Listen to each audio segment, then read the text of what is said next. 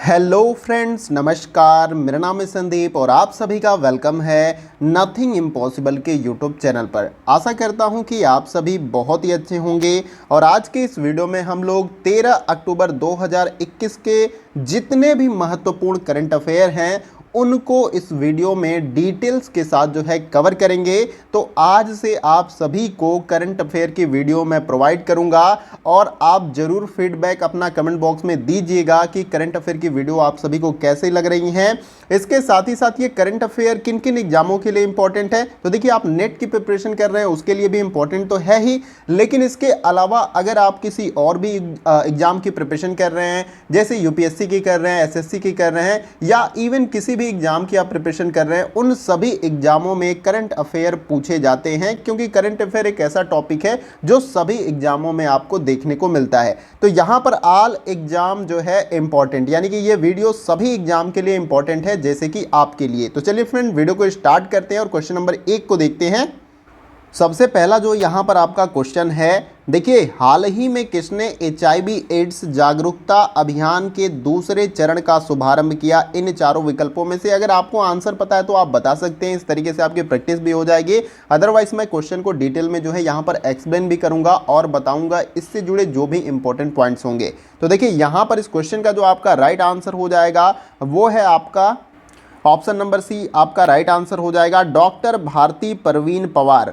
किसने HIV ads जागरूकता अभियान के दूसरे चरण का शुभारंभ किया? तो डॉक्टर भारती परवीन पवार। तो अब इनके बारे में थोड़ा सा डिटेल में जान लेते हैं, लेकिन यहाँ पर HIV एड्स का फुल फॉर्म क्या होता है ये भी अगर साइंस वाले पोर्शन से एग्जाम में क्वेश्चन पूछा जाता है तो ये क्वेश्चन आपको जरूर देखने को मिलता है। HIV एड्स का फुल फॉर्म क्या होता है? तो देखिए इसका फुल फॉर्म होता है ह्यूमन इम्यूनो डिफिशियंसी वायरस होता है HIV का फुल फॉर्म, और यहाँ पर एड्स का जो फुल फॉर्म होता है एक्वायर्ड इम्यूनोडिफिशियंसिस सिंड्रोम्स जो है इसका फुल फॉर्म होता है एड्स का। तो इसे आपको याद कर लेना है। अब हम बात करते हैं डॉक्टर भारती परवीन पवार के बारे में। देखिए सबसे पहले मैंने यहाँ पर आपको बताया है कि केंद्रीय स्वास्थ्य और परिवार कल्याण राज्य मंत्री भारती परवीन पवार ने 12 अक्टूबर 2021 को HIV एड्स और ट्यूबरक्लोसिस, जिसका शॉर्ट नेम है TB, पर जागरूकता अभियान के दूसरे चरण की शुरुआत की।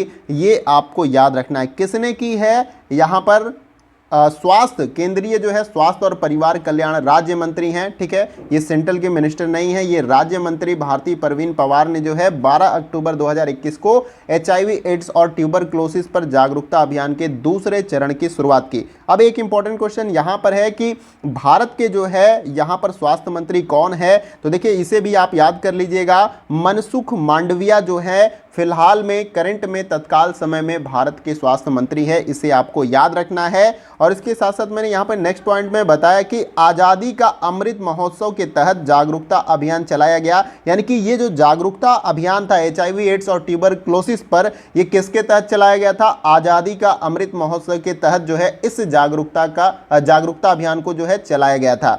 अगला जो पॉइंट मैंने बताया कि विश्व स्वास्थ्य संगठन के अनुसार HIV से संक्रमित लोगों में सामान्य लोगों की तुलना में सक्रिय TB रोग विकसित होने की संभावना 18 गुना अधिक होती है। देखिए यहाँ पर यह भी काफी इंपॉर्टेंट पॉइंट्स है, इसे भी आपको याद रखना है कि विश्व स्वास्थ्य संगठन यानी WHO के अनुसार जो है बताया गया कि HIV से संक्रमित लोगों में सामान्य लोगों की तुलना में सक्रिय TB रोग विकसित होने की संभावना 18 गुना अधिक होती है। तो आशा करता हूं कि क्वेश्चन भी क्लियर हुआ होगा और क्वेश्चन के डिटेल्स भी क्लियर होंगे। ये 13 अक्टूबर के करंट अफेयर्स हैं, इनको अच्छे से देखिएगा। आइए अगला क्वेश्चन देखते हैं।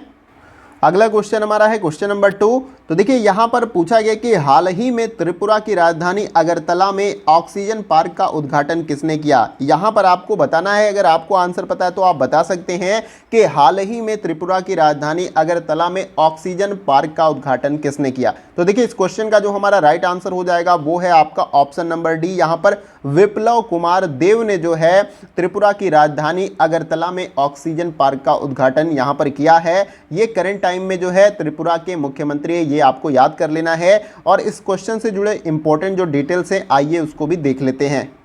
देखिए मैंने आप सभी को यही बताया कि त्रिपुरा के मुख्यमंत्री विप्लव कुमार देव ने 11 अक्टूबर 2021 को अगरतला शहर के बाहरी इलाके में स्थित साल बागान इलाके में एक ऑक्सीजन पार्क का उद्घाटन किया। कहां पर? साल बागान इलाके में जो है एक ऑक्सीजन पार्क का उद्घाटन किया था। किसने? त्रिपुरा के मुख्यमंत्री विप्लव कुमार देव ने। कब? 11 अक्टूबर को। कहां पर? अगरतला शहर में। ये आपको याद कर लेना है। अगला जो पॉइंट यहां पर कि यह अगरतला का पहला ऑक्सीजन पार्क है, यानी पूछ लिया जाए कि त्रिपुरा का सबसे पहला ऑक्सीजन पार्क कौन सा है, तो यही है, आपको याद कर लेना है। अगला नेक्स्ट इसमें है कि इसमें वन विभाग के उन सभी कर्मचारियों की याद में एक वन स्मारक बनाया गया है जिन्होंने जंगल की रक्षा के लिए कर्तव्य निभाते हुए अपने प्राणों की आहुति दे दी है।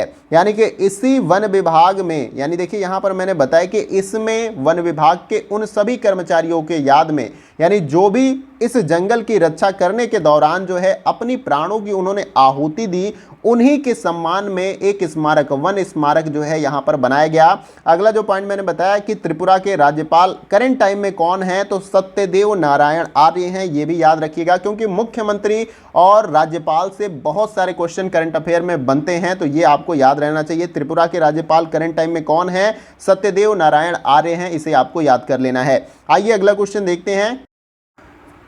अगला क्वेश्चन हमारा है क्वेश्चन नंबर 3। देखिए इसमें पूछा जा रहा है कि हाल ही में ग्लोबल सस्टेनेबिलिटी अवार्ड 2021 किस कंपनी ने जीता है? इन चारों विकल्पों में से अगर आपको आंसर पता है तो आप बता सकते हैं कि हाल ही में ग्लोबल सस्टेनेबिलिटी अवार्ड 2021 किस कंपनी ने जीता है। तो देखिए इस क्वेश्चन का जो हमारा राइट आंसर हो जाएगा वो है आपका यहाँ पर ऑप्शन नंबर ए, करड़ी पाथ ने जो है हाल ही में ग्लोबल सस्टेनेबिलिटी अवार्ड 2021 को जीता है। इसे आपको याद कर लेना है, ठीक है, करड़ी पाथ ने। अब इसके बारे में थोड़ा सा जान लेते हैं। देखिए सबसे पहले पॉइंट में मैंने बताया कि करड़ी पाथ जो है एजुकेशन कंपनी है, यानी कि ये किस प्रकार की कंपनी है, तो ये एजुकेशन कंपनी है। और करड़ी पाथ एजुकेशन कंपनी ने जो है शिक्षा के लिए TSS ग्लोबल सस्टेनेबिलिटी अवार्ड 2021 को जीता है। तो काफ़ी ट्रेंडिंग ये क्वेश्चन रहेगा आपके आने वाले एग्जाम में, तो इसे जो है आप याद कर लीजिएगा। अगला जो पॉइंट है मैंने इसमें बताया कि यह सिलिकॉन वैली स्थित उद्यमियों के एक प्रसिद्ध समूह TIE द्वारा प्रस्तुत किया गया है। यानी ये किसके द्वारा प्रस्तुत किया गया है? सिलिकॉन वैली में स्थित उद्यमियों के एक प्रसिद्ध समूह TIE के द्वारा प्रस्तुत किया गया है। अगला जो पॉइंट मैंने इसमें बताया कि यह पुरस्कार विभिन्न अन्य क्षेत्रों के साथ शिक्षा के क्षेत्र में उन जिम्मेदार उद्यमों को मान्यता देता है जिन्होंने समाज पर प्रभाव डाला है और संयुक्त राष्ट्र के सतत विकास लक्ष्यों यानी कि SDG, यानी यहाँ पे क्या हो गया? सस्टेनेबल डेवलपमेंट ग्रोथ, यहाँ पर SDG का फुल फॉर्म हो गया, को बढ़ावा देने में महत्वपूर्ण भूमिका निभाई है। यानी कि ये पुरस्कार किसको दिया जाता है? जिन्होंने समाज पर प्रभाव डाला है और संयुक्त राष्ट्र के सतत विकास लक्ष्यों यानी कि SDG को बढ़ावा दिया है, उनको ये पुरस्कार मिलता है। ये आपको याद कर लेना है, काफ़ी इंपॉर्टेंट यहाँ से कि क्वेश्चन ऐसे पूछ लिया जाएगा कि करड़ी पाथ किस प्रकार की कंपनी है, तो ये एजुकेशन कंपनी है और इसने जो है TSS ग्लोबल सस्टेनेबिलिटी अवार्ड 2021 को जीता है। आई होप कि ये क्वेश्चन आपको क्लियर हो गया होगा। आइए अगला क्वेश्चन देखते हैं। अगला जो क्वेश्चन हमारा है क्वेश्चन नंबर 4। देखिए इसमें पूछा जा रहा है कि UNEP इंडिया ने सस्टेनेबल फैशन कोर्स मॉड्यूल के लिए समझौता किसके साथ यहाँ पर किया है, किसके साथ किया है? ये अगर आपको पता है तो आप कमेंट बॉक्स में अपना आंसर बता सकते हैं कि UNEP, देखिए इसका फुल फॉर्म क्या है ये भी याद कर लीजिए। यूनाइटेड नेशन इन्वायरमेंटल प्रोग्राम जो है इसका फुल फॉर्म होता है UNEP का, इसे आपको याद कर लेना है, ठीक है। इसमें यही पूछा जा रहा है कि UNEP इंडिया ने सस्टेनेबल फैशन कोर्स मॉड्यूल के लिए समझौता किसके साथ किया है? इन चारों में से। देखिए इस क्वेश्चन का जो हमारा राइट आंसर हो जाएगा वो है आपका ऑप्शन नंबर ए, NIFT के साथ जो है यहाँ पर UNEP इंडिया ने सस्टेनेबल फैशन कोर्स मॉड्यूल के लिए समझौता किया। किसके साथ? NIFT। अब इसका फुल फॉर्म क्या होता है, तो इसका फुल फॉर्म भी आपको याद कर लेना है। National institute of fashion technology जो है NIFT का फुल फॉर्म होता है। अब इसके बारे में थोड़ा और डिटेल में जान लेते हैं। देखिए यहाँ पर सबसे पहले ही पॉइंट में मैंने बताया कि संयुक्त राष्ट्र पर्यावरण कार्यक्रम UNEP और राष्ट्रीय फैशन प्रौद्योगिकी संस्थान NIFT, जिसका फुल फॉर्म मैंने आपको बताया national institute of fashion technology इसका फुल फॉर्म है, ने संस्थान के सभी छात्रों के लिए design innovation for sustainable fashion पर एक सामान्य वैकल्पिक पाठ्यक्रम की पेशकश करने के लिए हाथ मिलाया है। देखिए यहाँ पर एक और इम्पोर्टेंट पॉइंट्स आपको याद कर लेना है कि अतुल बगई नाम याद कर लेना है आपको। अतुल बगई संयुक्त राष्ट्र पर्यावरण कार्यक्रम के भारत कार्यालय के प्रमुख हैं। अगर भारत में जो कार्यालय है यहाँ पर UNEP का, उसका यहाँ पर प्रमुख कौन है तो आपको याद कर लेना है, अतुल बगई जो है यहाँ के प्रमुख हैं इंडिया में। किसके? UNEP यानी कि यूनाइटेड नेशन इन्वायरमेंटल प्रोग्राम के यहाँ पर प्रमुख अतुल बगई हैं। देखिए कपड़ा उद्योग सबसे बड़े वैश्विक उद्योग में से एक है और यहाँ पर काफ़ी पैसे खर्च करते हैं हमारे जो उपभोक्ता होते हैं और काफ़ी कुछ जो है इससे पोल्यूशन बहुत ज़्यादा होता है। आपका जो टेक्सटाइल इंडस्ट्री होता है, कपड़ा उद्योग होता है, क्योंकि आप सभी को पता है कि कपड़े की रंगाई और कपड़े को तैयार करने में बहुत सारे केमिकल्स और बहुत सारे पानी का इस्तेमाल होता है, इसलिए इस प्रोग्राम को यहाँ पर चलाया गया है। देखिए यही बताया गया है कि छात्रों के लिए design innovation for sustainable fashion, यानी कि सतत फैशन, यानी कि बहुत ज़्यादा ऐसा फैशन नहीं करना है जिसकी वजह से हमारा पर्यावरण भी प्रदूषित हो जाए। जो आजकल के आप जितने भी टी शर्ट वगैरह मॉडल्स यूज करते हैं फैशनेबल, वो उसमें जितने भी कलर्स इस्तेमाल होते हैं वो सब केमिकल्स होते हैं और उस कलर को चढ़ाने के लिए पानी का इस्तेमाल किया जाता है। जब कलर चढ़ जाता है उस पर कपड़े पे या धागे पे तो वो पानी फिर से नदियों में बहा दिया जाता है, जिसकी वजह से नदियाँ प्रदूषित होती हैं। तो यहाँ पर इसी चीजों को कम करने के लिए जो है ये समझौता किया गया है UNEP से NIFT का। आई होप कि क्वेश्चन आपको क्लियर हो गया होगा। कोई भी डाउट हो तो कमेंट बॉक्स में जरूर पूछिएगा और वीडियो अच्छा लगे तो एक लाइक जरूर करिएगा जिससे हमारा उत्साह वर्धन हो सके। आइए अगला क्वेश्चन देखते हैं। अगला क्वेश्चन हमारा है क्वेश्चन नंबर 5। देखिए इसमें पूछा जा रहा है कि CKP award for global business sustainability leadership से किसको सम्मानित किया गया? इन चारों विकल्पों में से अगर आपको आंसर पता है तो आप कमेंट बॉक्स में बता सकते हैं।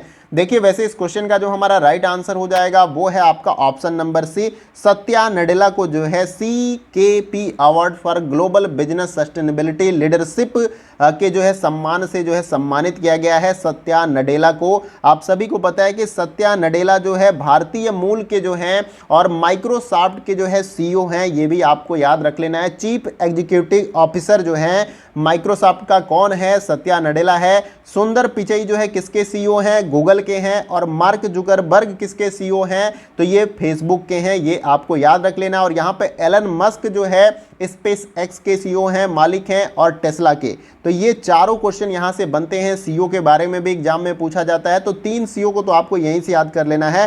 सुंदर पिचई गूगल के हैं, मार्क जुकरबर्ग जो है फेसबुक के हैं, सत्या नडेला जो है यहाँ पर माइक्रोसॉफ्ट के हैं, और एलन मस्क जो है स्पेस एक्स और टेस्ला के मालिक या CEO हैं। तो आई होप कि यहाँ तक आपको क्लियर हो गया। आइए अब इस क्वेश्चन से जुड़े जो है और भी इंपॉर्टेंट जो डिटेल्स हैं उनको भी जान लेते हैं। देखिए मैंने यहाँ पर बताया है कि माइक्रोसॉफ्ट के CEO सत्या नडेला को प्रतिष्ठित सम्मान CK Prahlad award for global business sustainability leadership से सम्मानित किया गया है 2021 में। इसको आपको याद कर लेना है। देखिए यह पुरस्कार 2021 Corporate Eco Forum annual leadership retreat के दौरान प्रस्तुत किया गया है और यह पुरस्कार विश्व स्तर पर उन निजी क्षेत्र के कार्यों को मान्यता देता है जो स्थिरता, नवाचार और दीर्घकालिक व्यावसायिक सफलता के बीच संबंध का उदाहरण पेश करते हैं। उन्हीं व्यक्तियों को जो है ये पुरस्कार दिया जाता है। कौन सा? CK Prahlad award for global business sustainability leadership पुरस्कार किसको दिया जाता है? जो यहाँ पर स्थिरता, नवाचार और दीर्घकालिक व्यावसायिक सफलता के बीच संबंध का उदाहरण पेश करता है। तो आप सभी को पता है कि माइक्रोसॉफ्ट कंपनी एक सस्टेनेबल स्थिर कंपनी है, काफ़ी ग्रोथ है उसकी। जब टॉप रैंकिंग आती है वर्ल्ड में रिचेस्ट पर्सन की, तो उसमें जो है इसके जो मालिक हैं उनका नाम आता है बिल गेट्स का। तो आप समझ सकते हैं ये आज से नहीं, बहुत समय से ये कंपनी रन कर रही है और काफ़ी अच्छा परफॉर्म कर रही है। और इसमें CEO का काफ़ी इंपॉर्टेंट रोल होता है, चीफ एग्जीक्यूटिव ऑफिसर बहुत ही इंपॉर्टेंट होता है। तो इन्हीं के नेतृत्व में ये कंपनी आगे बढ़ती है और इसी के लिए ये पुरस्कार CK Prahlad award for global business sustainability leadership पुरस्कार जो है इनको दिया गया है 2021 में। ये आपको याद कर लेना है। आइए अगला क्वेश्चन देखते हैं। अगला क्वेश्चन हमारा है क्वेश्चन नंबर 6। देखिए इसमें पूछा जा रहा है कि सीएम द हैसी सेवा की पहल की शुरुआत किसने की है। इन चारों विकल्पों में से अगर आपको पता है तो आप जवाब कमेंट बॉक्स में दे सकते हैं। वैसे इस क्वेश्चन का जो हमारा राइट आंसर हो जाएगा बीरेन सिंह जो है राइट आंसर हो जाएगा। सीएम द हैसी सेवा की पहल की शुरुआत किसने की है? बीरेन सिंह ने। बीरेन सिंह जो है मणिपुर के जो है मुख्यमंत्री है, ये आपको याद रख लेना है। और मणिपुर की राजधानी क्या है? इम्फाल है। अब आइए इस क्वेश्चन से जुड़े और भी जो इंपॉर्टेंट डिटेल्स हैं उनको भी अच्छे तरीके से समझ लेते हैं और जान लेते हैं। देखिए यहाँ पर सबसे पहले मैंने आपको बताया कि मणिपुर के मुख्यमंत्री एन बीरेन सिंह ने 12 अक्टूबर 2021 को सीएम द हैसी, जिसका यहाँ पर अगर हिंदी में अनुवाद अगर समझा जाए तो मुख्यमंत्री को बताएं का शुभ आरंभ किया। सीएम द हैसी जो कि वहाँ की लोकल लैंग्वेज में ये टेक्स्ट है, तो इसका जो यहाँ पर अनुवाद होता है मुख्यमंत्री को बताएं का शुभ आरंभ किया। ये एक प्रकार की सेवा है जो कि मणिपुर के मुख्यमंत्री एन बीरेन सिंह के द्वारा 12 अक्टूबर 2021 को जो है शुरू की गई। देखिए दूसरे पॉइंट में मैंने बताया कि यह मणिपुर के लोगों के लिए हेल्पलाइन नंबर यहाँ पर दिया गया है 95 34 79 53 47 के माध्यम से जो है मुख्यमंत्री से सीधे जुड़ने के लिए एक मेगा नागरिक जुड़ाव पहल है। यानी कि इस सेवा के अंतर्गत जो है आप मुख्यमंत्री से यानी मणिपुर के जो नागरिक हैं वो अपने मुख्यमंत्री से जो है सीधे जुड़ सकते हैं इस नंबर से कांटेक्ट करके। और यहाँ पे मैंने नेक्स्ट पॉइंट में बताया कि इसका लक्ष्य अगले 2 महीनों में मणिपुर के कम से कम 50% परिवारों तक पहुँचना और उनसे जुड़ना है। यानी कि इस सेवा का लक्ष्य क्या है कि 50% परिवारों तक जो है यहाँ पर पहुँचना है। किसको? मुख्यमंत्री को। और कैसे संभव है? इस सेवा से संभव है जहां पर यहाँ पे एक कॉन्टैक्ट नंबर दिया गया है, इससे सीधे मणिपुर के लोग जो है अपने मुख्यमंत्री से जुड़ सकते हैं, अपनी समस्याओं को बता सकते हैं। एक और इंपॉर्टेंट पॉइंट्स यहाँ पर आप याद कर लीजिएगा कि मणिपुर के राज्यपाल कौन है। तो देखिए मणिपुर के जो राज्यपाल हैं श्री एल यहाँ पर एक गणेशन जो है आपके गणेशन मणिपुर के राज्यपाल हैं। इसे आपको याद कर लेना है क्योंकि राज्यपाल से क्वेश्चन पूछे जाते हैं। आप चाहे कोई भी एग्जाम दे रहे हो, वनडे एग्जाम दे रहे हो, एसएससी का एग्जाम दे रहे हो, इवन कोई भी एग्जाम दे, वहां पर मुख्यमंत्री और राज्य के राज्यपाल से क्वेश्चन आपको देखने को मिलते हैं। और आशा करता हूं कि क्वेश्चन आपको क्लियर हो गया होगा और समझ में भी आ गया होगा। आइए अगला क्वेश्चन देखते हैं।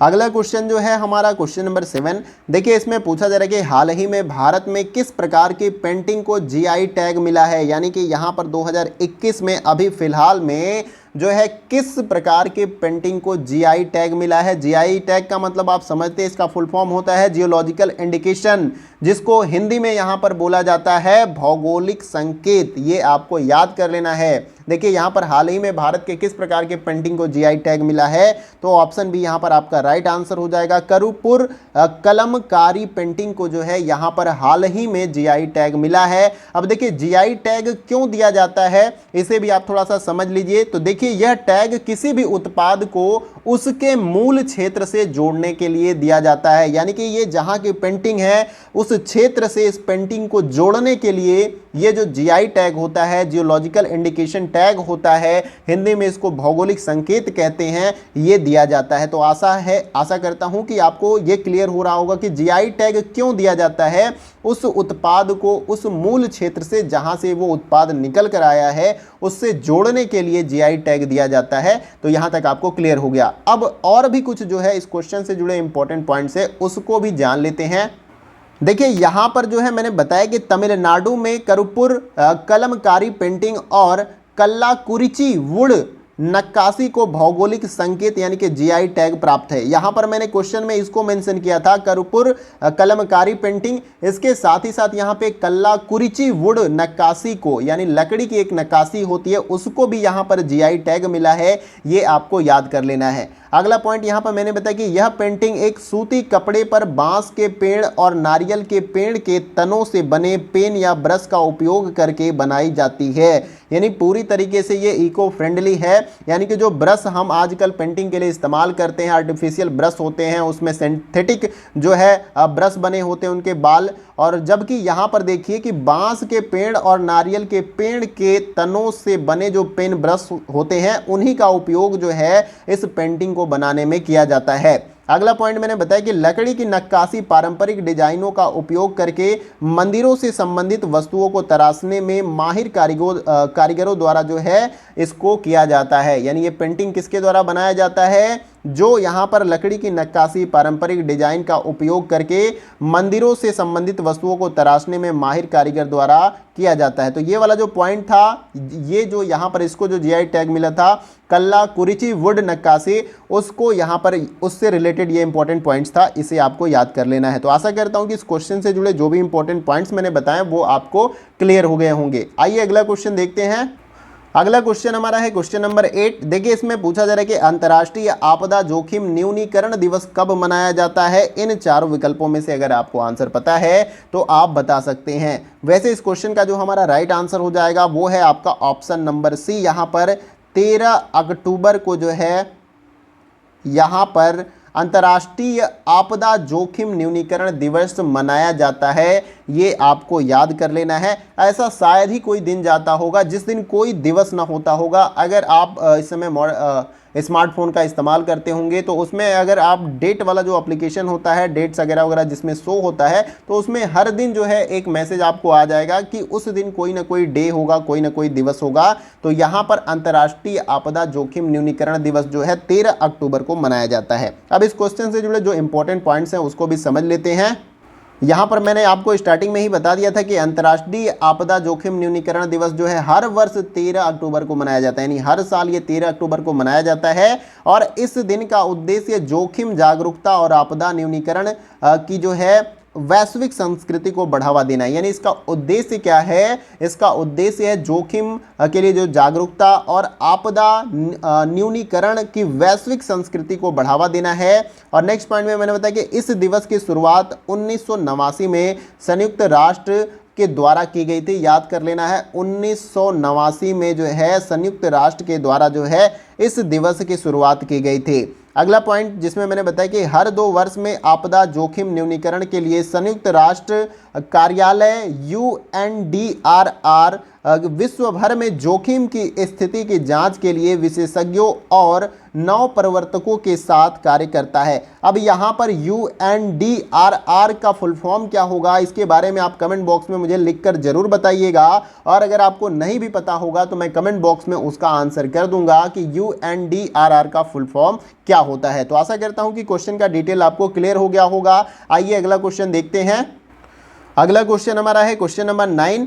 देखिए इसमें पूछा जा रहा है कि प्रधानमंत्री मोदी के सलाहकार के रूप में किसको नियुक्त किया गया है वर्तमान समय में? ये अगर आपको पता है तो कमेंट बॉक्स में आप जवाब दे सकते हैं। देखिए इस क्वेश्चन का जो हमारा राइट आंसर हो जाएगा वो है आपका option number B, Amit Khare को वर्तमान समय में जो है प्रधानमंत्री मोदी के सलाहकार के रूप में जो है इनको नियुक्त किया गया है। ये आपको याद कर लेना है। आइए अब इस क्वेश्चन से जुड़े जो इंपॉर्टेंट डिटेल्स हैं उनको भी समझ लेते हैं।